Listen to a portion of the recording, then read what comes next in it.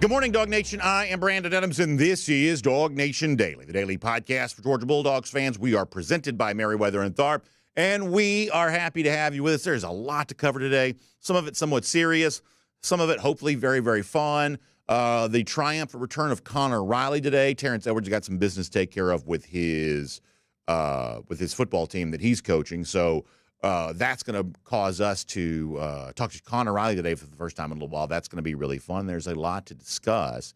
As I said before, we're kind of all over the place with some of that. But to begin things today, you're going to like this. There is a player on Georgia's roster that I think very much is in a conversation to be like legitimately the best player in the entire sport for this upcoming season. And if we're being completely honest with ourselves, we probably haven't talked about him enough here on DawgNation Daily. But today, that error gets corrected. So what do you say? We get it started. It is DawgNation Daily, the daily podcast for Georgia Bulldogs fans, presented today by Merriweather and Tharp, and it begins right now. Today's episode of DawgNation Daily is brought to you by Merriweather and Tharp, your source for Georgia divorce. Find them online at georgiadivorceteam.com. Presented by DawgNation.com. This is DawgNation Daily, the daily podcast for Georgia Bulldogs fans. Here's your host, Brandon Adams. So at times we're probably guilty of talking about certain things too much. Maybe that's the case. And if we ever do that, that means there's probably something else we haven't talked about enough. And so today I do kind of feel like there's a topic we haven't talked about as much as we should. I want to make sure that we don't keep making that mistake over and over again because, I think there is perhaps a player on the Georgia roster who is like legitimately in contention to be, regardless of position, among the very best players in college football. And obviously that has a chance to have a huge lift for Georgia if that's the case. And when you see some of the buzz that's out there about this guy here right now, I think you're left to conclude, man, this guy's going to be more of a main character on DawgNation Daily presented by Merriweather and Tharp than he's been thus far. The player that I'm talking about here is Malaki Starks. And obviously, we're not anti-Starks. Malaki is one of the most easily likable players that Georgia's had, I think, in at least as much as anybody else in quite some time. Really sharp guy, really good player, seems to play the game the right way. There is not a single knock on Starks whatsoever. And yet he has, like some players sometimes have, I think a little bit, this level of excellence that can maybe cause you to sort of take him for granted a little bit. And I want to make sure that we don't do that here right now.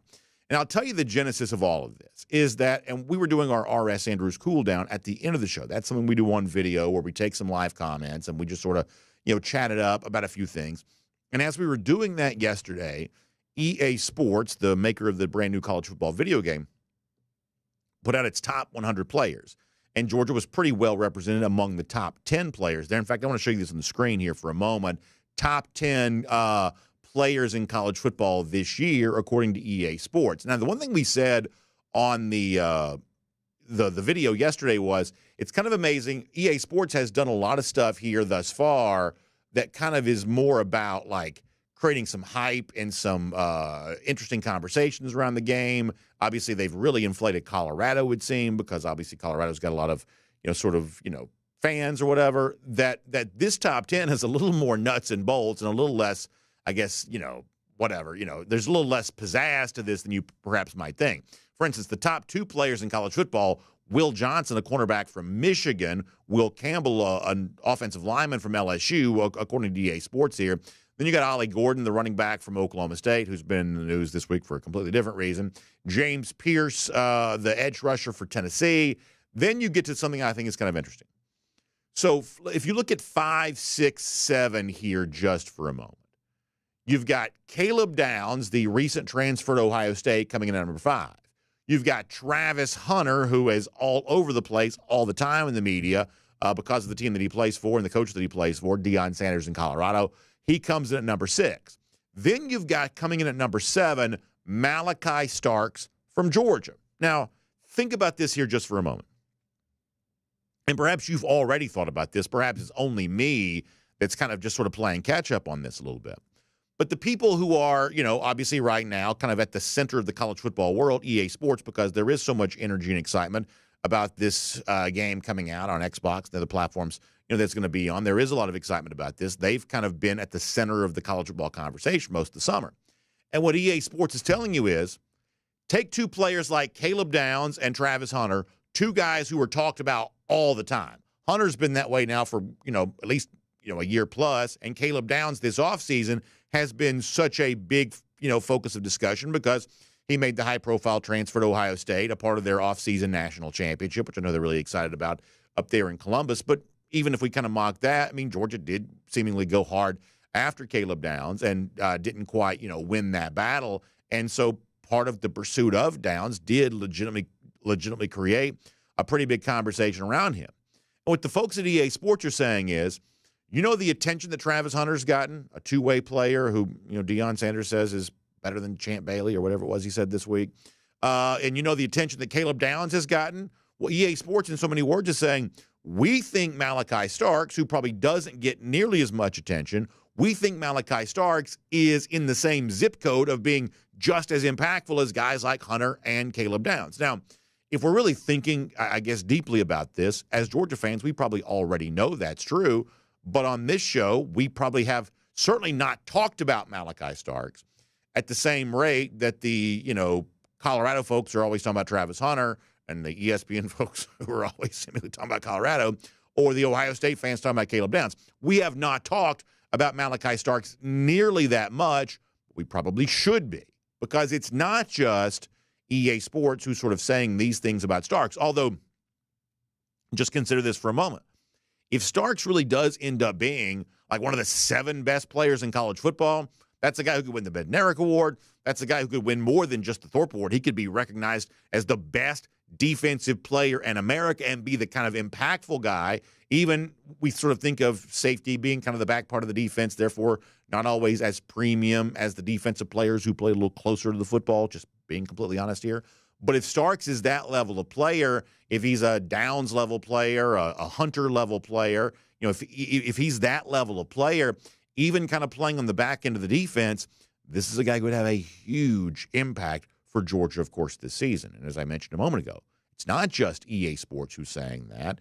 There was a thing from Pro Football Focus the other day. And I know that Pro Football Focus, not everybody's cup of tea. Kirby Smart has said before he doesn't really like Pro Football Focus all that much and sort of has openly mocked them in the past. But they do put a lot of effort into the work that they do. They don't just sort of make this stuff up out of whole cloth. I'm more than happy to at least consider their opinion on certain things. And one of their guys was out the other day also making a pretty bold claim about Malaki Starks. Let me show this to you on the screen here for a moment. The guy named Max Chadwick says that he's easily the favorite to be the first safety taken in the 2025 NFL Draft. And he should be a first-round pick. The Pro Football Focus college account on the X platform calls him an elite safety prospect. So once again, Malaki Starks is one of the Georgia players who is very much we talk about in the sort of probable category or highly likely category of eventually being a first-round pick off this defense here this year. And if he truly does play at that level, and we have seen nothing from his first 2 years on campus to suggest that he won't, if he truly does play at that level, well, my gosh, you're talking about a guy that clearly could be much more impactful for Georgia this year than we have perhaps at times given him credit for. This is a guy that we sort of sometimes treat as a given. We sometimes sort of treat this as a known commodity, but still taking some time to appreciate what is known probably makes some sense here. Malaki Starks, based on what EA Sports is saying and based on what Pro Football Focus is saying, and certainly plenty of others as we move towards next week when Starks himself is among the representatives for Georgia at SEC Media Days. When you see the chatter building around him, I think it's important to keep in mind just how good of a player Malaki Starks could be for these Dogs this season. And the good news is that as all this sort of positive talk builds around him, the one thing is that Starks' focus isn't going to wane at all. And this is one of the reasons why you like him so much, because in addition to being a very impactful player on the field with his athleticism and his overall abilities, this is also a guy tabbed for events like SEC Media Days because of his clear mandate for leadership there as well. He's good at that part of this too, the kind of intangible part of this there as well. And he's demonstrated that plenty of times over the course of his first couple of years on campus. In fact, I'm going to go back a couple of months ago. around the subject of, what's available to you these days, NIL deals and extra attention, all that kind of stuff. Part of the reason that Malaki Starks is such a good leader, because as he told us a few months ago, he doesn't get distracted by any of this kind of stuff. He is focused on being just as good a football player as he can possibly be. This is what Starks said about that. I think honestly the best answer I could give you is probably I keep the main thing the main thing. NIL is great. I love it. But my whole goal before I got to college, because it wasn't the thing when I got here. And my whole goal was to come here and get developed and go to the league, and I keep that the main thing. And I mean, I got a great team with me. I'm with ESM. They do a great job. They take a lot of load off of me. But I just try to stay focused on the main thing. So Starks focused on the main thing, not too worried about NIL, although open for business as he should be. Focused on, as he says, getting to the league. So think about that as we move towards the fall. Guys like Travis Hunter going to get a lot more attention. Guys like Caleb Downs at a similar position to what Malaki Starks plays, based on the chatter this offseason, getting more attention. Starks just as good as them and anybody else. That is a very strong possibility. And as Malaki Starks goes this season, so could go these Georgia Bulldogs there as well. All right, let me transition now to a completely different topic for a moment, because we had some interesting news breaking yesterday. I want to make sure I read this to get facts correct as it relates to Trevor Etienne and what at one point in time had been a DUI charge that he was facing. You may have read this at DawgNation.com, and if you didn't, I'll read it to you. As reported by the Atlanta Journal-Constitution, Georgia running back Trevor Etienne had his case on DUI and reckless driving resolved on Wednesday following an arrest earlier this year. The charges of DUI less safe and DUI under 21 were dismissed in a hearing. He pled no contest to a reckless driving charge and guilty to underage possession of alcohol, failure to maintain lane, and window tint violation. Etienne, the story says, received 12 months of probation. He was also fined $852 and a $45 per month supervision fee. He has to complete a substance abuse evaluation, 40 hours of community service, and an alcohol risk reduction program. He's also subject to random drug and alcohol screening. So that's the facts as it relates to Etienne. Was facing a DUI charge, and that DUI charge has now been dropped in relationship to all the other legal stuff that's going on there. And so I think there's two questions that pop up about this. A, what does this mean for Etienne? And B, how should Georgia fans feel about this? Let me do the first part of this. We know that Kirby Smart at SEC Media Days next week or the day before the Clemson game. My guess is, based on previous sort of instances like this, Kirby Smart won't say anything about this whatsoever. He will say that all punishment is handled internally. He would say that if Etienne was going to be suspended, he would say that if Etienne is playing, he's just not going to go on the record about stuff like this, which is his prerogative, of course, as a coach. He's not going to say anything. So that sort of leaves us to speculate. And I have been willing to kind of speculate on this a little bit in the past there as well, which is that Etienne was going to have the same legal opportunity available to him that any civilian would have here. That this is not, the star running back gets special treatment, things like that. Anybody who's, dealing with a set of charges like this, everybody's got a legal right to get legal counsel and then, go through the, I guess we call it, negotiation process or whatever else to kind of get that charge, handled and taken care of. And the best that I can tell, Etienne's not getting anything here that's any different than any other citizen in a similar situation would have gotten. Everybody's got a right to a legal defense, and what Etienne's doing here is just simply exercising his legal right, the best that I can possibly tell. And now that he's no longer charged with DUI, now that it's been kind of turned into something else legally, does that open him up to play against Clemson? My assumption is that it probably does. And we've been sort of talking about this now for a few months, that we thought it might be heading this way, that a charge of DUI less safe, as it's legally known, because Etienne was drinking and driving, but below the legal limit, yet under the age of 21. Because of the facts involved in this situation, it sort of seemed like the thing that could be a reduced charge or something like that. And once it's no longer a DUI, does that potentially open the door for Etienne to play in this game? I believe that it probably does. Now, maybe Georgia still chooses to suspend him for whatever reasons based on whatever the facts in this particular case that I'm maybe not fully aware of. But the door would seem to be open for him to play because of what I mentioned before, which leads me to another question that I just asked a moment ago, which is, how should Georgia fans feel about this? I got a message from a Georgia fan this morning looking at some other Georgia fans who he said were celebrating this news, and he said that he didn't really like that because he thought that Georgia fans ought to hold the Georgia team to a higher standard related to behavior and things like that, which on the one hand, I guess I sort of get. And obviously it goes without saying. We said this yesterday related to the Mike Gundy, Ollie Gordon situation.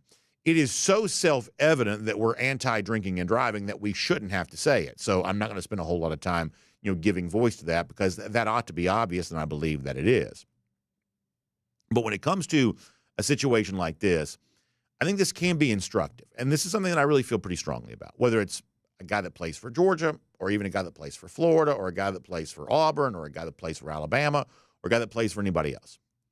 I'm a big believer that the main responsibility for punishing wrongdoing exists with the legal process, the criminal justice system.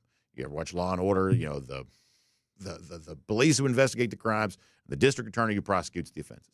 Like, to me, that is the main responsibility for punishing wrongdoing. This idea that the football coach, whether it be Kirby or Dabo or anybody else, has some sort of extra moral responsibility to go beyond what the legal system is doing, that's just not something I necessarily believe in. That if you feel like certain wrongdoing is not punished enough, then your issue is with the civic process of like what the police are doing, what the DAs are doing, what the law says, more so than what the football coach is doing. Now, that doesn't mean that there isn't any sort of need for a football coach to have some sort of like sort of moral instruction for his players. That's obviously what the process of growing up and going through college football is all about. But punishment for wrongdoing, I think, mostly exists with the legal process. And Trevor Etienne, like anybody else, has now gone through the legal system. And this is the result of all of that. And because of that, I don't think that Etienne should necessarily be treated any differently than any other civilian would be who was doing the same sort of thing. Should he have been drinking and driving? Of course he shouldn't have. But what do you do with that now? I think that if he ends up playing against Clemson, I think he's well within his rights to do that. I think Georgia would be well within its rights to do that. And frankly, I would be saying the same thing, and we have said the same thing about almost any other program in a similar situation here. So Georgia probably will not say much about this, but there was some additional information given to us yesterday. It is no longer a DUI charge for Etienne, and perhaps that opens the door for him to play in that game against Clemson to begin the season. We'll see what happens next. My name is Brandon Adams, and this is DawgNation Daily, the daily podcast for Georgia Bulldogs fans, presented today by Merriweather & Tharp. We are happy to have you with us. No matter how you get to us, live on video, 10 a.m. across all platforms, Radio Noon, Athens Sports Radio 960 The Ref, and, of course, podcast, Apple, Spotify, everything else. Just really happy to have you as a part of our program today. And so thankful to have our friends at Merriweather & Tharp who bring it all to you.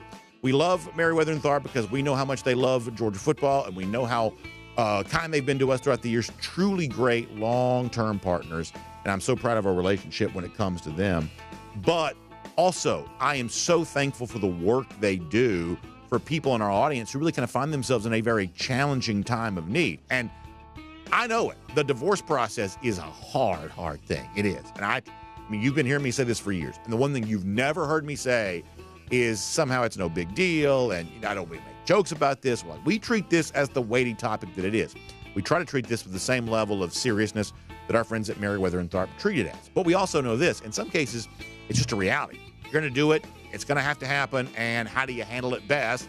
That's the question you ask yourself. Well, this is what Merriweather & Tharp and the attorneys that were, working with Bob Tharp and the entire team there, this is what they've dedicated themselves to doing. And their track record, their history of helping people in this time of need has, of course, caused their organization to grow, which we do celebrate, right? We don't celebrate divorce, but we celebrate the fact that people who are doing a good job in handling divorces for people and kind of treating them well in a time of need, that their success in that field has been recognized. And for a long time, you've heard us say that Merriweather & Tharp is your source for Georgia divorce, and they are. And what that means is that the same level of service that Merriweather & Tharp has been providing all across the Atlanta area, well, now that's essentially available for you statewide in Savannah and coming soon in Peachtree City and Athens and Carrollton, places like that.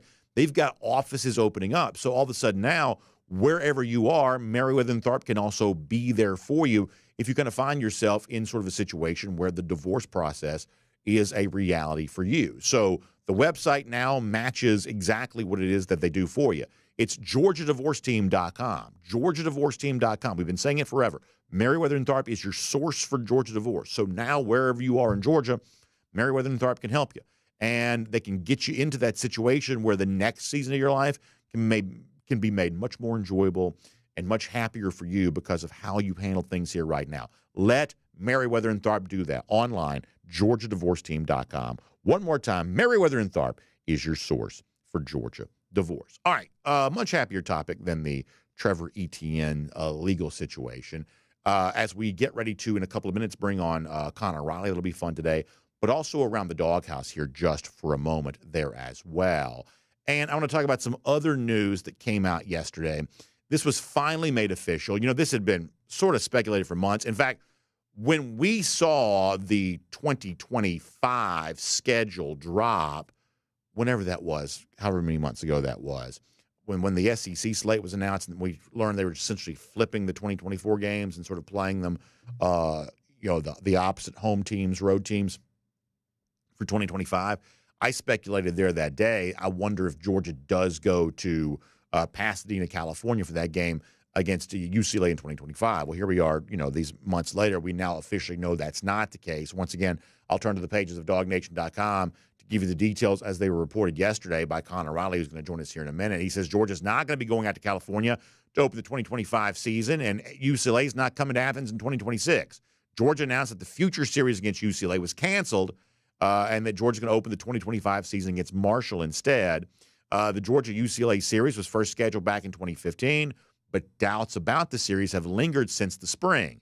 UCLA is set to move into the Big Ten this season, and according to a report from Pete Thamel of ESPN, UCLA is now going to face Utah in a home-and-home, with the first game being scheduled for 2025. Now, UCLA is obviously not a very good team right now, so some of the speculation with this cancellation is going to be related to they just didn't want any part of Georgia, which perhaps to a certain extent they probably didn't.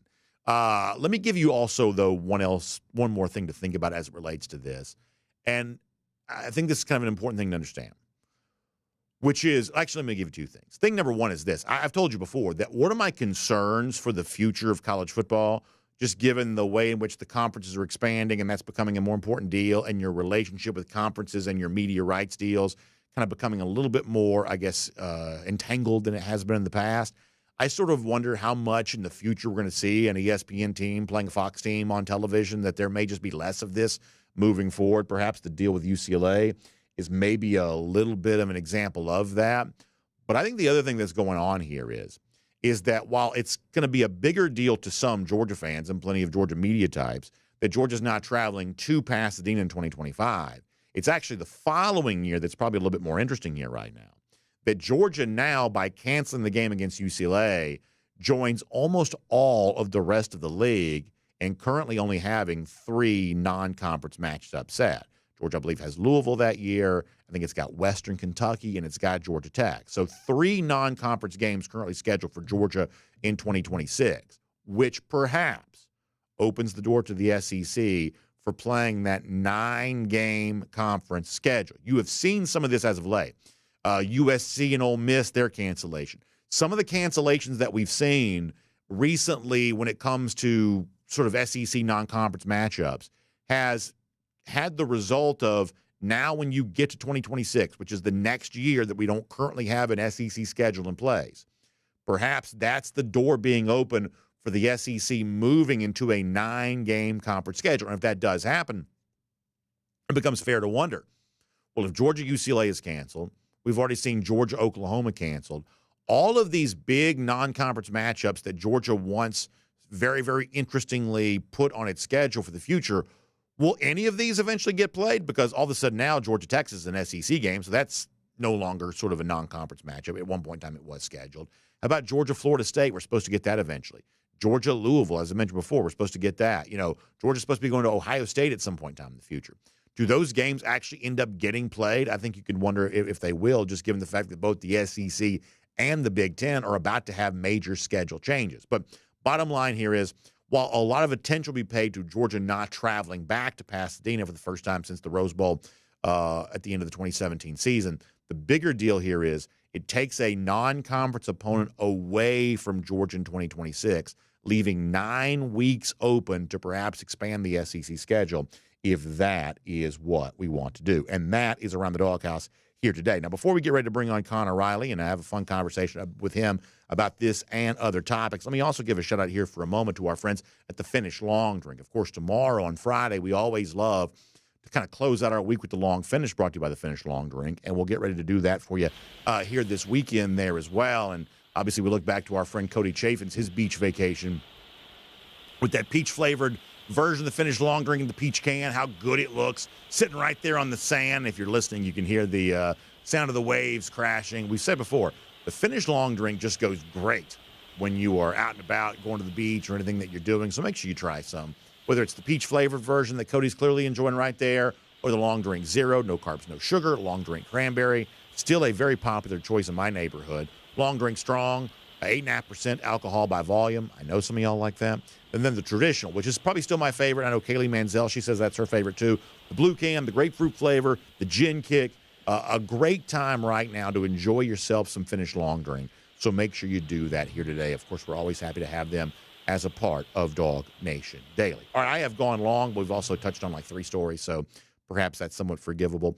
But for now, let's get into everything else going on with UGA here as we welcome in for the first time in a long time our buddy Connor Riley on DawgNation Daily, presented by Merriweather and Tharp here today.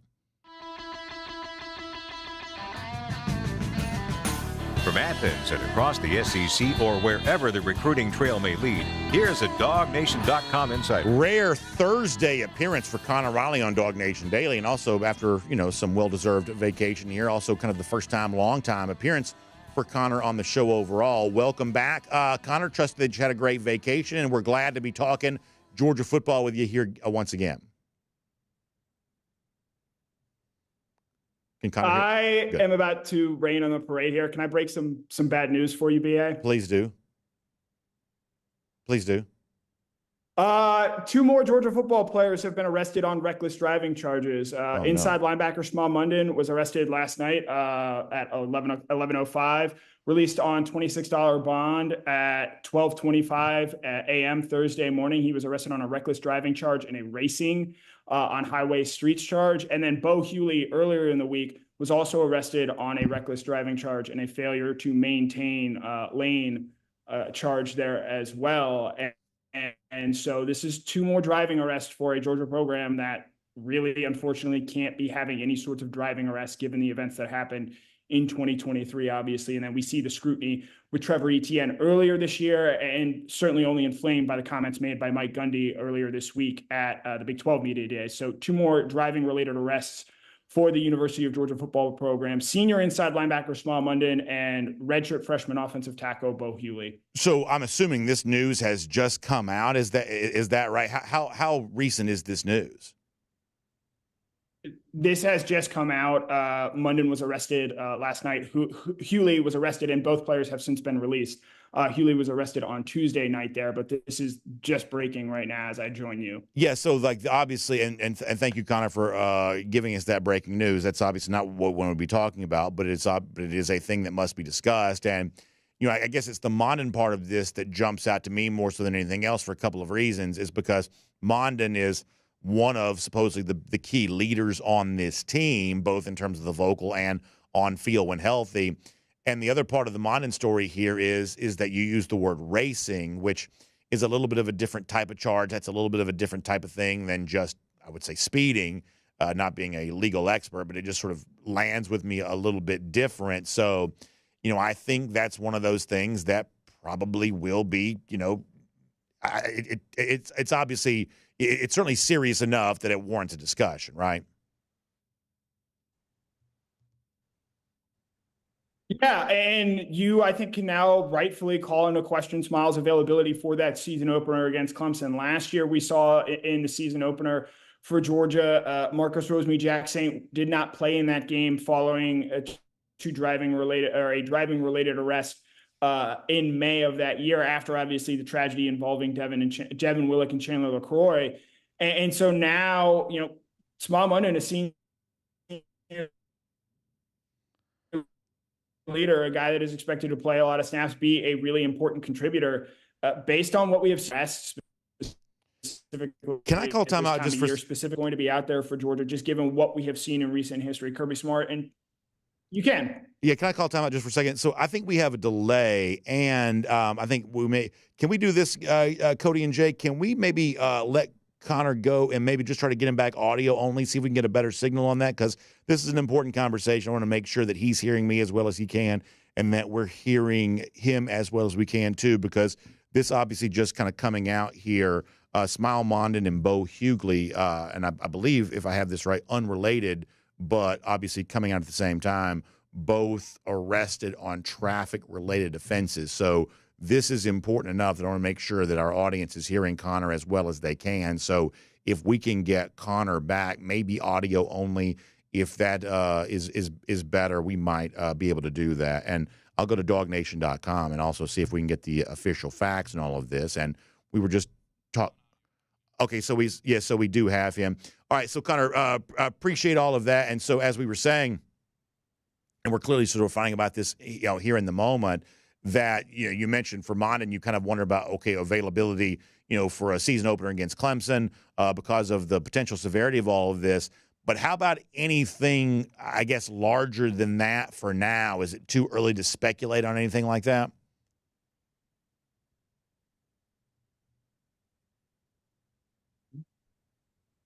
Yeah, it's too early to speculate as far as what was actually happening and what transpired there. I think the important thing to just note here is that these guys have been arrested. They were released on bond. And again, this is just a Georgia program that has had this issue continue. And, for 99% of the programs in college football, this isn't a big deal. But given what has transpired at Georgia, it takes on who's expected to be one of your better players on defense this coming season. And look, I don't put this on Kirby. These guys know, they've been taught, they've been told that this is something they can't be doing. And I'm sure they're going to be national media types that are going to want to try and hold Kirby Smart accountable. The timing of this really stinks with SEC Media Days on Tuesday. Kirby Smart is once again going to have to get in front of a large group of people and answer questions on this, and so I think it completely goes away. And in fairness, it's probably never going away, because this is, again, 18 to 22-year-olds is just sort of what they do. This is going to be a continued issue, and something that I think people can pick at the Georgia program about, because of the way that it just continues to keep happening, with Small Mondin and Bo Hughley being the latest. Yeah, so we talked about the Trevor Etienne thing before you joined us here, which obviously kind of at least rhymes with some of this here a little bit. And what I said about that, I don't think changes, even in light of what we're now learning about a couple of other, traffic-related arrests, for Georgia here, which is that, to me, Etienne used the same legal process that any civilian would have available to them when it came to a charge like this, and that Etienne got that charge reduced. And so, therefore, if Etienne ends up playing against Clemson, I don't have any kind of problem with that. I don't think that Georgia has some sort of extra responsibility, more so than the legal system itself, to punish Etienne for his wrongdoing here. And you mentioned the Ollie Gordon thing, which obviously has been kind of weird this week because of what Mike Gundy said. But once again, I don't find that to have any relationship to Etienne's situation there as well. That I know this is a little bit of a cloud hanging over Georgia for obvious reasons. But once again, I don't know that Etienne needs to bear any extra responsibility on this than any other citizen would have if he were kind of dealing with the same situation, or frankly, any other Georgia player that Etienne had his charges reduced. He had a right to seek the same kind of legal resolution that anybody else would. That happened, and so therefore, if Etienne ends up playing against Clemson, I believe that he probably will. I also don't have some huge problem if he does, even though it goes without saying we're against, drinking and driving or any kind of unsafe driving to begin with.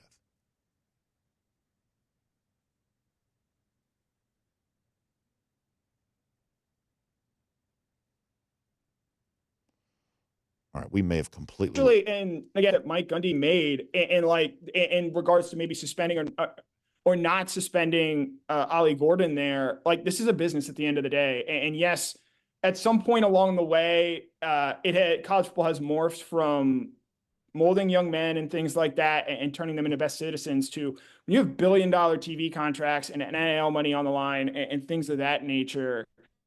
It's just a different sort of world we live in. And I think, Gundy's comments, as honest, maybe too honest as they were, I think reflect the way in the world in which we're in. And I do think that reflects back on Trevor Etienne, because at the same point in time, like, sure, in a world with the arrest that he had, maybe you do want to try and punish him and teach him the lesson that maybe needs to be learned there. At the same point in time, Kirby Smart's here to win games. Those guys are on this Georgia football team to win games. And Trevor Etienne being on the field makes Georgia's chances of winning games better. And so I think that this is just something that we're all sort of having to grapple with. And I don't maybe really know the exact moment in time of when I think we were willing to look past these off-field transgressions and make it solely about winning and what's on the field there. Maybe you can point, I think one moment that jumps out to me, domestic assault incident in, I want to say 2014, goes to a junior college. Alabama brings him back. And when you have a program, and I'm not putting this on Nick Saban, but when you have a program like Alabama that's willing to do whatever it takes to win, you're forcing everyone else to play by those rules. And now I think, as we've seen all these years later, this is sort of the world in which we live in. And there's a much grayer area now in terms of, is this guy going to play? Should he play? Whereas in the days of, say, when Mark Richt was at Georgia, and I know it frustrated a lot of fans that they would take this stance, but if you got a DUI, if you got arrested or something like that, you're missing 2 games. And so it'll be interesting to see how it shows us, last season with Saint. All right, a very different game.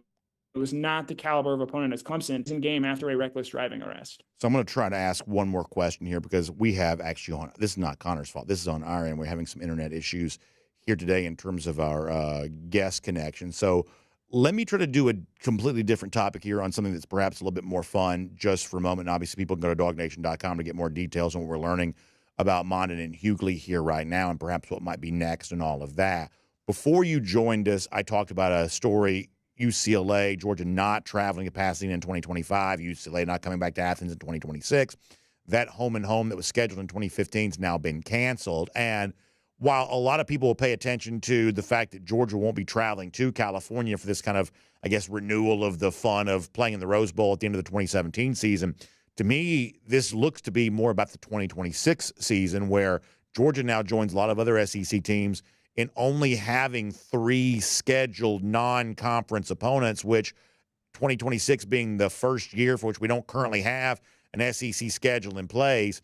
It certainly seems like the foundation is being laid for the possibility of playing a 9-game conference schedule in 2026, which means in the future, a lot of these big-time non-conference matchups that at one point in time Georgia was getting set for, maybe none of these ever get played because the SEC is now expanding. Certainly the number of teams, there are now 16, and perhaps soon the number of conference games by 2026, maybe there's 9.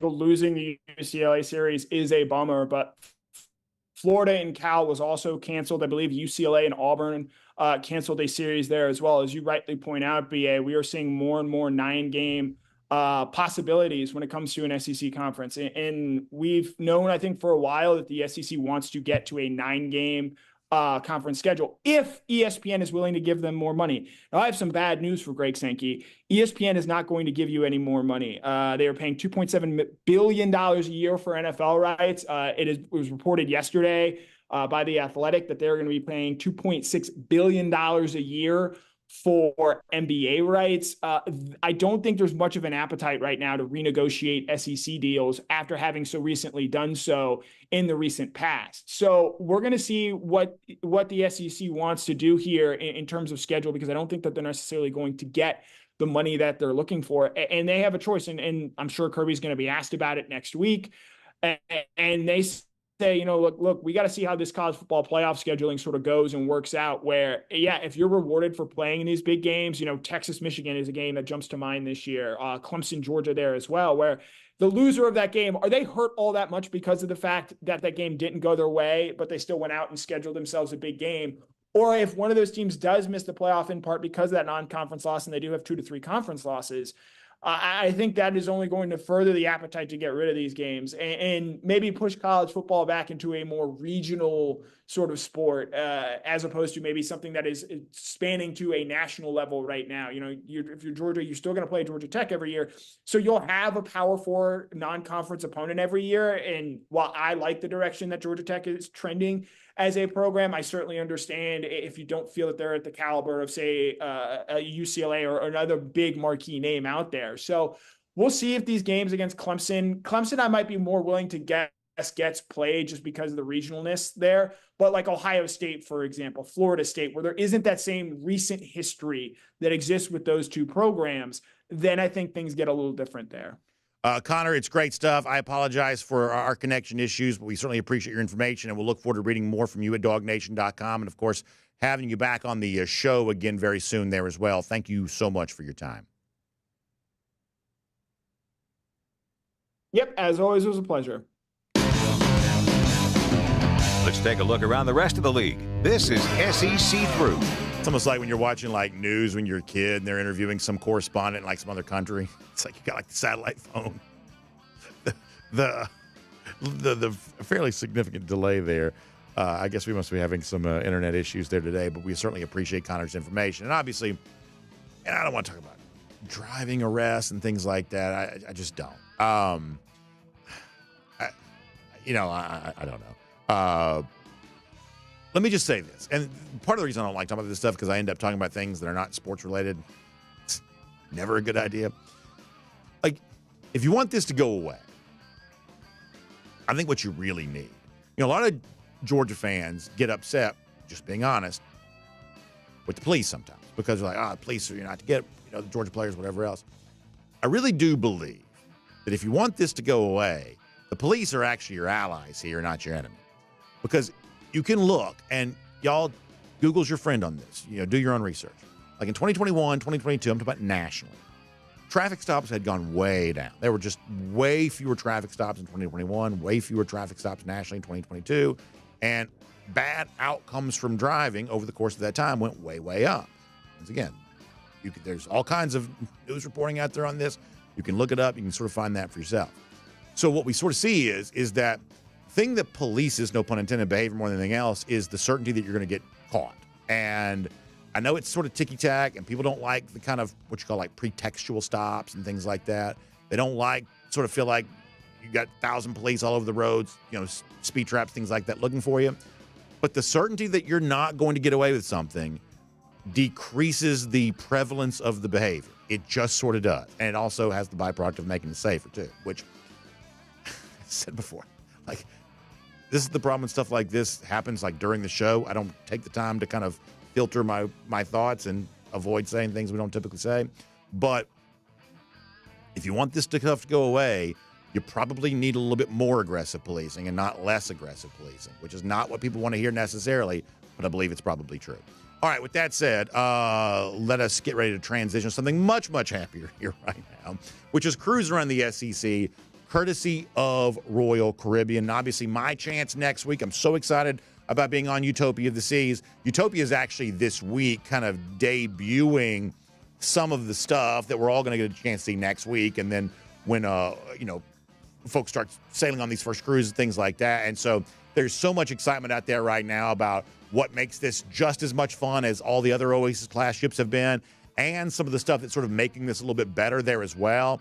In fact, I told you about some of this the other day. So some of the things that have become kind of a fixture on some of these Oasis-class ships, the Ultimate Abyss, which is the tallest slide at sea, they've now made that even taller to make sure it kind of remains the tallest slide. There's like an arms race of so-and-so builds a slide. Well, if that be the case, then Royal Caribbean's going to find a way to make theirs 50 feet longer. And the water slides, they've kind of used water slide technology to now make the water slides a little faster, a little bit more fun, and there's just a lot of that. They're always trying to find a way to make the experience great, and one thing about Utopia of the Seas, every single sailing is going to go to Perfect Day Coco Cay, that private island right there in the Bahamas. So I'm excited about experiencing this. I'm thrilled that our DawgNation cruise is going there in April, and if you want to make your own Royal Caribbean cruise vacation plans, because, man, there is so much energy around that brand right now, our friend Jessica Slater can help you out with all of that. You can give her a call, 770-718-9147. 770-718-9147. You can also email her, jslater@dreamvacations.com. She can get you booked up and ready to go on this terrific trip and so many other fun things. Utopia of the Seas and everything going on with Royal Caribbean. Jessica Slater can get you going on all of that here right now. Now, let's cruise around the SEC courtesy of Royal Caribbean. And I want to touch on what we were talking about earlier, which is the top 100 players from EA Sports for the college football video game. And I kind of want to approach this a little bit like what Connor was just talking about, which is when it comes to the SEC and its desire to get more money from its TV contract by adding Texas and Oklahoma, ESPN was just under no obligation to do that, and so therefore facing no obligation. They just didn't. There was an agreement that they would prorate for any new league members, and so from that standpoint, they did. And when you say prorate, it means, okay, so if the SEC team is getting like X number of million, then we'll give the additional money required to make sure every team still gets X number of million. But the idea of getting a premium, additional money on top of what you're already getting, because theoretically you're a more valuable league with the lucrative additions of Texas and Oklahoma, ESPN said, we don't have to do that, and therefore we're not doing that. So if you want to play a 9-game conference schedule, you can, but we're not paying you extra money for doing that. It was a negotiation that the SEC just lost. And I've told you this before. Every negotiation is always won by the party that wants the outcome the least. And in the case of the SEC, they really wanted this outcome. ESPN said, yeah, we don't really want to do that. And it's just an example of some high ground the SEC once would have had. It's just sort of slipped here a little bit. And I do think we see other examples of that. Like back before Texas and Oklahoma joined the SEC, there was no question who the top league in college athletics was. And frankly, the SEC had no rival. But in all of the moments in which that have happened kind of since Texas and Oklahoma came to the SEC, we have seen some sort of tectonic plates shift around college football to the point now where the SEC does theoretically have a rival. Somehow, some way, Texas and Oklahoma joining the SEC has created a chain reaction that's actually reduced the standing the SEC has in comparison to the rest of college sports. And there are lots of examples of that being true. I'll give you the latest here. And this really doesn't matter all that much necessarily, but it's at least another data point to consider. Did you know in the EA Sports top 100 players for college football here in 2024, did you know there are more players in the Big Ten than there are from the SEC? Now, a lot of this is just sort of made up, and it's like just somebody's opinion and things like that. And clearly there's an attempt to sort of put your thumb on the scale to kind of make it more palatable for the video game audience. We've seen some examples of that, but it's still a data point here. There is still, just a fact that there are more Big Ten players recognized on this list than there are guys from the SEC. It's sort of another example of, on Greg Sankey's watch, the SEC is slipping just a little bit. Not necessarily on the field all that much, although the reigning national champions currently from the Big Ten. And the last time we saw two teams from the same conference make the playoff, that was also the Big Ten. It's still not necessarily on the field where we're seeing that slippage occurring the most, but we're seeing some of that slippage. And the SEC, I think, needs to be very honest about this, that it's standing as the obvious, unquestioned top conference in college football has been threatened. And Greg Sankey's leadership needs to do something about this here right now. I think you need to reverse that trend. We'll see if they do. I thought it was really interesting to see how much Georgia got love in this top 100 list and some of the interesting names that sort of got that love. For instance, Tate Ratledge coming in at number 10. We love that for him. The fact that Dylan Fairchild came in at number 49 on this list. I mean, think about that for Dylan. We're thrilled about that for him because we think that's the kind of recognition he deserves. But a guy who's in a pretty significant playing time battle right now with a guy like Micah Morris is also in the same breath being mentioned as one of the 50 best players in college football. We find that to be pretty remarkable here right now. Clemson's got guys like Barrett Carter coming in at number 15. That's one of those names, and another one of these Georgia high school products as well. But as we get closer to that season opening game for Georgia against Clemson, a guy like Barrett Carter is going to be having more attention paid to him. It's interesting to see that Carson Beck comes at number 18 on the list, one spot behind Shedeur Sanders. Is that an example of Sanders really being as good as some people think he is, or EA Sports, as they've been accused of being, just a little too much love for the Colorado program. We'll see. We've talked so much about Mikael Williams as of late. Williams comes in number 20 on this list. It's also interesting that Trevion Henderson comes in at number 23 from Ohio State. For all the talk about Quinshon Judkins, I think there are a lot of people who believe that Judkins is actually not as good as a fully healthy Trevion Henderson, one of the running backs there for Ohio State. That kind of gets pretty interesting. So there's some fun stuff going on with all of that. Top 100 players, the EA Sports college football video game coming out here pretty soon in the next few days. And believe it or not, I may have something fun to tell you about something that's going on with me in this EA Sports college football video game. We'll get to that here coming up maybe in just a little bit. For now, though, let's make that Crusin around the SEC courtesy of Royal Caribbean. Now, speaking of fun and speaking of Clemson, while I have your attention, let me also remind you that we are getting so much closer to that season kickoff against the Clemson Tigers right there in Atlanta. And, of course, our DawgNation Invasion event is such a big part of that there as well. Our season opening kickoff game and our season opening among many events that we'll be doing here in 2024. The very first one takes place right there in downtown Atlanta that morning for our DawgNation Invasion. Now, if you're one of the first 250 to sign up, you get the DawgNation Invasion t-shirt. It's going to have a really fun design. We've already been talking about that behind the scenes a lot here as of late. And the tailgate experience itself is going to be remarkable. It's an earlier morning tailgate because of the noon start. That means, it's breakfast themed, the bacon, the sausage, the pastries, the muffins, things like that. But also like mimosas and Bloody Marys. And if you want like the traditional like beer, wine, and regular cocktails, things like that, of course you can do that there as well. But we wanted to do something fun in light of the morning tailgate. If you were with us last year for our DawgNation Invasion on the Tennessee River, you know how much fun that was. And this is going to be one of many events here in 2024 that are just as fun. So please, get signed up for this by going to DawgNation.com/tailgate. Secure your DawgNation Invasion t-shirt there in the process. And by the way, while you're there, get details about our trip to Tuscaloosa in September, the big trip to Austin in October, all of that online. DawgNation.com/tailgate for more on that. DawgNation.com/tailgate for more on that. Also, our friends at Georgia Safe Retirement, let's shout them out here really quickly there as well. They offer you that free, no obligation consultation about how you can get the most out of your retirement experience. One of the things we just talking about DawgNation Invasion. I will never retire probably, but if I did, I love the idea of, listen, you're retired, you just go from one Georgia game to the next, you sort of enjoy all of that. If I was going to retire, that'd be my retirement dream. And planning to sort of achieve whatever your retirement dreams are, it's one of the most important things you can do. And doing this in a way where there's no upfront risk to you, well, obviously that's even better. And that's what Georgia Safe Retirement's all about. You can get the peace of mind knowing that your financial future is secured and that good, smart folks are taking care about that for you. You can generate up to 50% more retirement income at a fraction of the cost, and you'll never worry about outliving your savings in retirement. That's why you want to find our friends at Georgia Safe Retirement online at GeorgiaSafeRetirementPlanners.com. That is GeorgiaSafeRetirementPlanners.com. All right, so I tell you a guy who's been very prolific as of late with some fun golden shoe submissions is our buddy Georgia on Tap. He shows up here once again. A lot of talk right now about who's developing whom and who's really doing a good job with that when it comes to the NFL draft. Well, Georgia on Tap kind of showing you, hey, when it comes to scouting and development and commitment, whether it be the story of Ladd McConkey or Stetson Bennett or Jordan Davis or Tay Crowder or Taylor Smith, Javon Bullard, Justin Schaefer, Azeez Ojulari, Eric Stokes, when it comes to true development, Georgia on Tap says nobody's doing that better than these dogs are right now.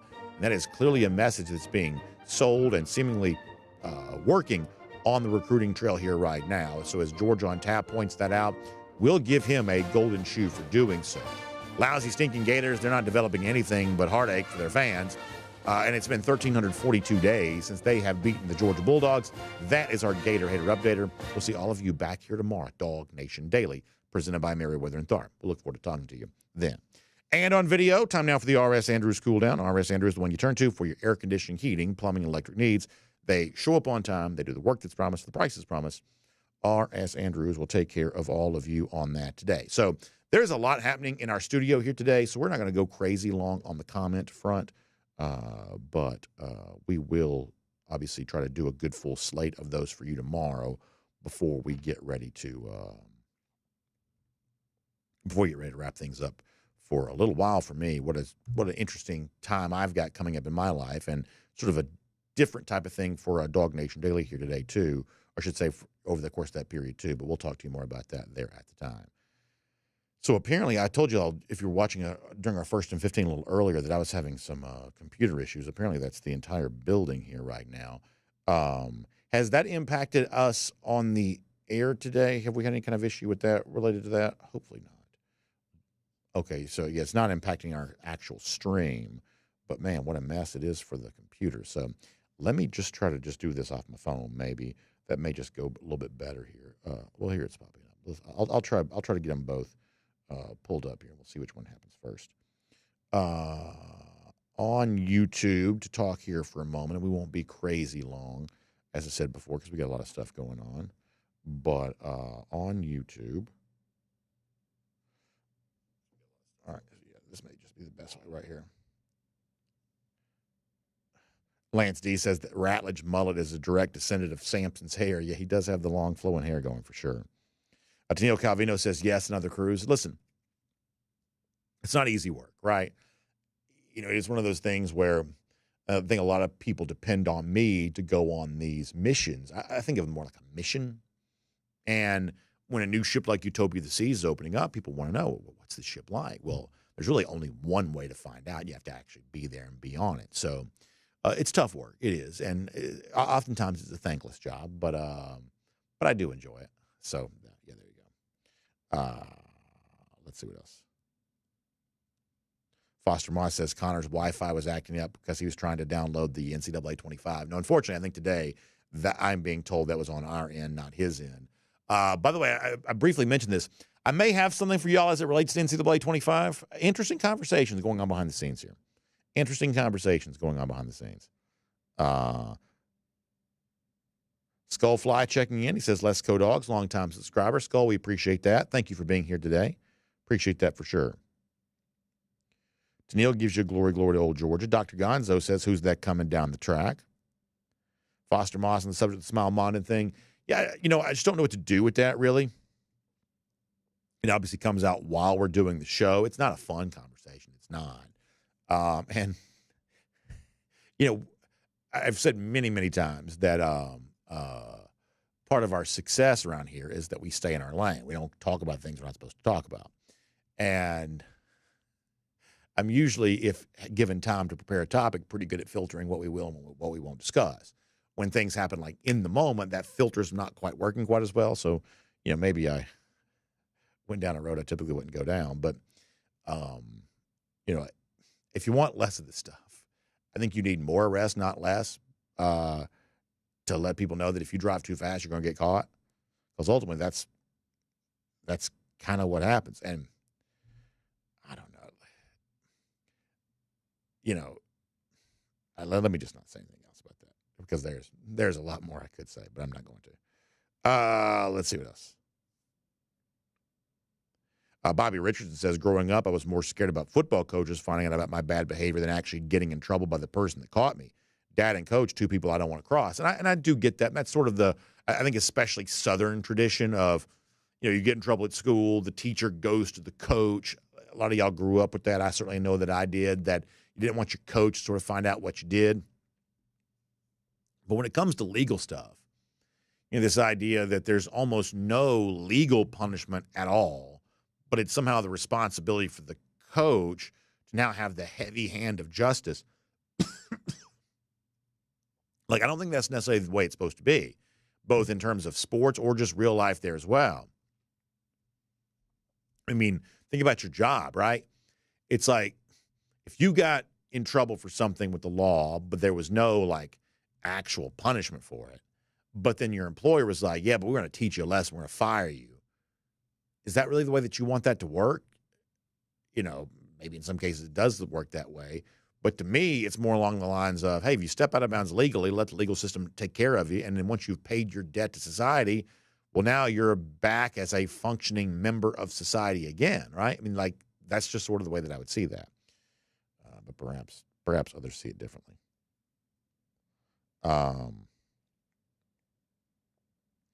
Let's see what else.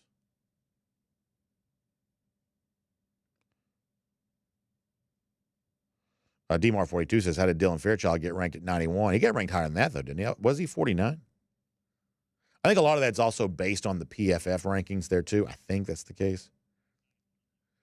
Was it 91? Okay, I said 49 earlier. Okay, thank you. So Jay telling me he's got a 91 rating and a 49 ranking.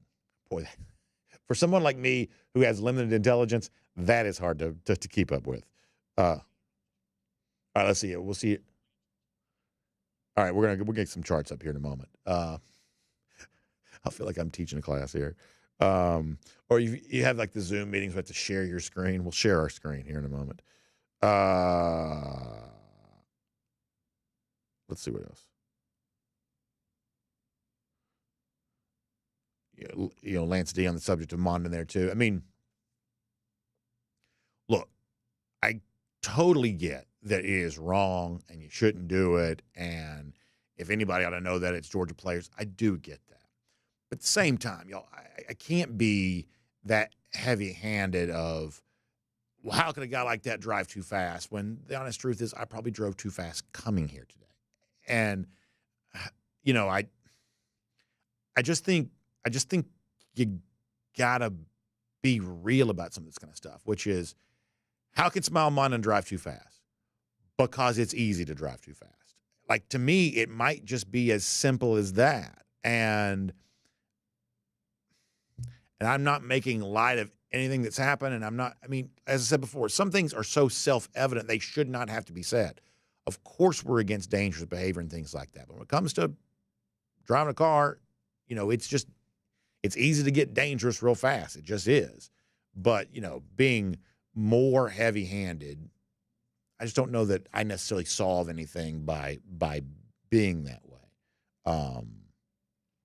So I don't know what you do with it. I really don't. I don't know what you do with it. But I'll tell you this, I wish we weren't talking about it today. I promise you that.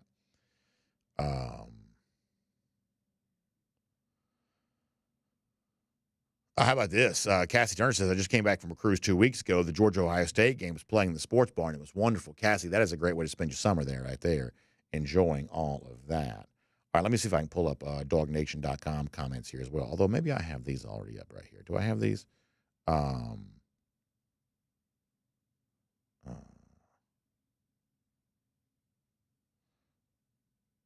Let us see what else is going on over here. Let me try to pull these up. And I'm sorry, y'all, we've had, a little bit of internet today. It's kind of slowing us down a little bit. So let's see if I can get in here.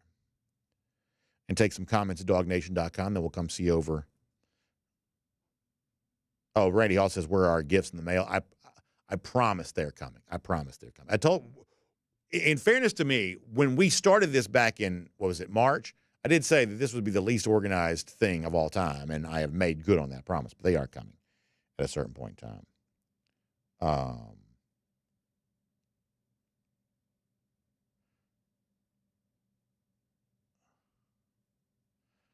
Let's see what else. Johnny Prescott says schedule. They got the rankings. Johnny Prescott said schedules are about as confirmed as verbal commitment. Seems like that's probably the case. All right, so here are the Georgia players. By the way, shout out to Oscar Delp making the top 100 too. That's thrilling to see. And so you got Delp, whose rank is 99. His overall rating is 90. Gets an 86 for speed. What is accelerate? Is that what AC? That is acceleration. Acceleration. Yes. There you go. STR. Is that strength? Strength. Yes. Delp is strong. Awareness and jumping. All right. So awareness and jumping. I think that my awareness may be more like a 10. Yeah. So there you go. So good numbers there on that. Dylan Fairchild, 48th rated player. Overall 91, 66 for speed, 78 for acceleration. 89 for strength, awareness 91. Like some of these I loved, and listen, I'm all about the game. Some of these I'd like to know, like exactly how, like show me your work in terms of how you measured the awareness for so-and-so. Like, some of this may just be sort of somewhat using your imagination. You see the overall scores there from Malaki Starks. They are remarkable. This is also very good stuff to kind of get a little bit more details about this, and I certainly appreciate that. Carson Beck maybe a little low with 77 for his acceleration, just given the fact that kind of sneaky with his legs sometimes. Maybe that's the case. Randy Hall says only Alabama has more players ranked in the top 100 than us, which, gives you an idea of why, Georgia's expected to have such a good season. By the way, kind of also in keeping with what we've been saying about Alabama, which is the season gets closer, probably a little higher on their chances to be really successful. I think it's also interesting to look at, some of these teams that, are thought to have playoff aspirations and things like that, and yet don't have a lot of players in this top 100. You kind of wonder where you're going to really be able to do that if that's not quite what you have. All right, let me go to Facebook here for a moment. Take a few comments over there, and maybe try to do like one more kind of, trip around the moon here before we leave. Let's see what else. Robert Hosea says, if Arch Manning hits the portal, I'm bringing him to Georgia, but I'll try to convince Beck to stay another year. Technically, Beck could come back in 2025. I don't think there's any chance that he will. In fact, he's pretty much already said that he won't. But he does have a COVID year that he could come back, for another season. I don't believe Arch Manning's transfer from Texas. It seems like they have a pretty strong agreement there where he's, as Jake Fromm kind of alluded to last week on the show, seemingly probably getting paid pretty well to sit right now. Maybe that's the case. Oh, Shane Guy going to be on Utopia the Seas next Friday. So I'm actually going to be there getting off on Thursday. So maybe we'll see each other transitioning there at the port. But I'm really excited to hear you on board the ship. That's amazing. Good. So, Shane, I can't wait to compare notes with you and find out how much you enjoy all that, because I think that's going to be really fun. That's really exciting. Really exciting.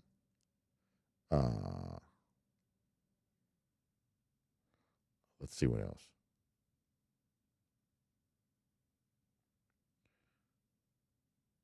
William Camacho says, my opinion for this matter is that Kirby Smart needs to take their driving privileges away. I guess so, but once again, I don't know. This probably just gets me in trouble for saying this. But if you want their driving privileges taken away for getting a speeding ticket, then your issue is not with Kirby Smart. Your issue is with the law. That what you're really saying is, I want stiffer penalties for driving offenses, which, to be honest with you, I'm not necessarily against.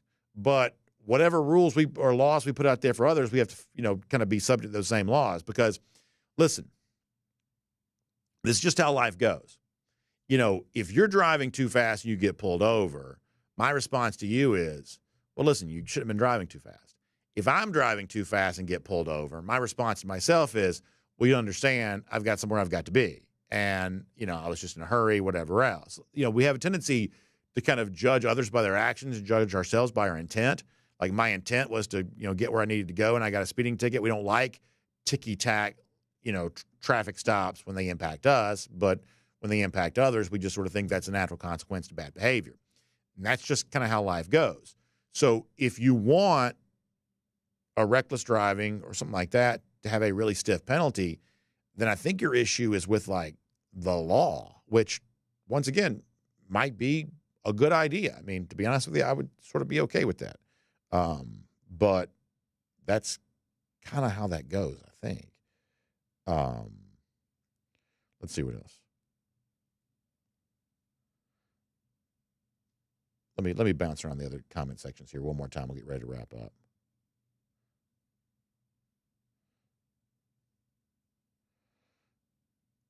Jeremy Harbin mentioning, Michigan's got a lot of guys ranked high on that list. A lot of guys ranked high. And, I don't know, like, a lot of times, is it CBS or ESPN? They'll kind of also do their top 100 list there as well.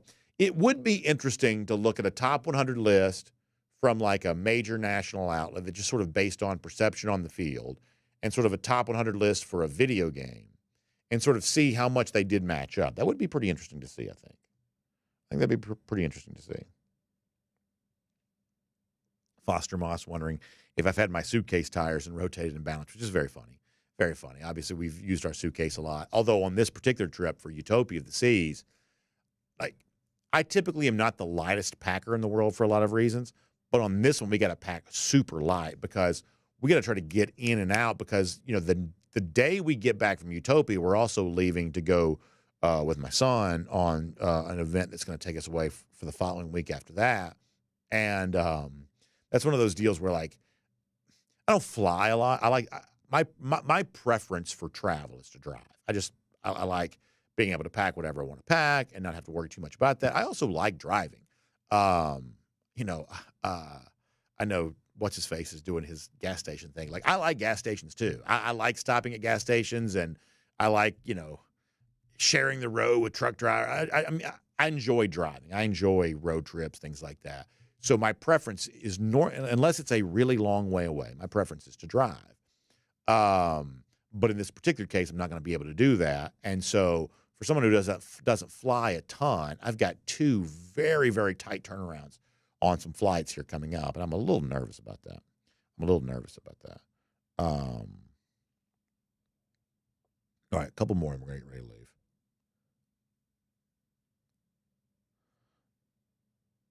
Matt Rugavina says, I go 70 on the highway, drives my wife nuts, but you'll never get pinched by Johnny Law going 5 over. Yeah, I mean, to be honest with you, I don't even know that I necessarily drive too fast. I think one of the things I've discovered is, I told this to our first to 15 audience, and I promise we're not going to be like, I was looking at like this thing that was talking about actuarial tables, and like, basically you have a greater than 1% chance of dying in a car wreck, which to me seems kind of scary. And like, one of the things I'm bad about doing is I don't drive too fast, but I probably do drive too aggressively. I'll never go 90 on the highway, and nor should you, by the way. You always sort of have to say things like that, I reckon. I'll never go 90 on the highway, but do I have a tendency to drive a little too close to people sometimes and change lanes a little too quickly, things like that? I probably do. But when you really see that, people die in car wrecks. I mean, as bad as it is, it kind of makes you realize, maybe I shouldn't drive. Maybe taking a little longer, being a little bit more patient, never being distracted. Maybe by doing those things, I'm reducing the chances of an early death. And I don't mean to be so serious, but I mean, I have been sort of thinking about some of that a little bit lately, for various reasons. All right, we're going to get ready to go here in a moment. Anything else before we get ready to go? Paul Moon also pointing out that and this is just a football fact, that if Mondin were to miss some time because of this, then given the depth that Georgia has at inside linebacker, not easy to assume you get that back. And that is just an unavoidable fact that, while you want to be as deep as you possibly can be, Georgia might be deep enough that some guys could find a real home there if he's not playing, just given how much Georgia seems to have going on at that position. I think that's true. Jeremy Arbin says, no need to speed or be in a hurry at our age. Yeah, I mean, I just think that in any age, right, it's just like, driving is so common that we take for granted, like, the power that we have in our hands when we're driving a vehicle. And, we're willing to tolerate a fairly high risk of danger. I'm talking about we as a society. We tolerate a fairly high risk of danger from driving because life is so much more efficient with all these cars on the highway. People are getting where they need to go. It kind of generates, action for the economy. And, we have sort of a baked-in level of tolerance for danger and, frankly, death. We tolerate some of that because the overall benefit's really, really high. But we also have a tendency to, because driving's everywhere and we're always driving, we're doing this, and, for the most part, our bad behavior while behind the wheel doesn't result in an immediate negative consequence. Because that happens, we just sort of convince ourselves that it's all way safer than it actually is. So I don't know where that, leaves us when it comes to stuff like this, but I do think that way. Third and Will says he only goes 90 on the highway if he's going to Port Canaveral. Well, luckily, the Beachline Expressway from Orlando to Port Canaveral, you don't have to drive nearly that fast. Nice straight shot. Listen, we don't like the lousy, stinking Gators, but there are some things the state of Florida does really well. And I would say that some of their roads, now this is a toll road, you got to pay for it and everything. But I would say that the state of Florida does some things well. And I would say roads are one of those things. super easy just to sort of shoot down the Florida Turnpike and then shoot across the beach line, and you were just right there at Port Canaveral. That's why I like driving there. That's why I like to drive there. All right, we're going to go. Good stuff. And then tomorrow, last show for me for a while. And I have not said that in a long time. This will be the longest stretch we've gone without DawgNation Daily. So, but we'll still have stuff for you. Just not going to be, and I'll still be, I think, on every show, but it just won't be the regular shows we're used to. So we'll talk more about that tomorrow. Kind of a big deal for me. So we'll come back and do that and finish the week strong. Y'all check out RS Andrews online at rsandrews.com for your air conditioning, heating, plumbing, electric needs. They show up on time. They do the work that's promised, the price promise. You can trust them on all of that. Find them there at rsandrews.com. Have a great day. We'll see you back here tomorrow. DawgNation Daily, presented by Merriweather and Tharp. We'll look forward to talking to you then.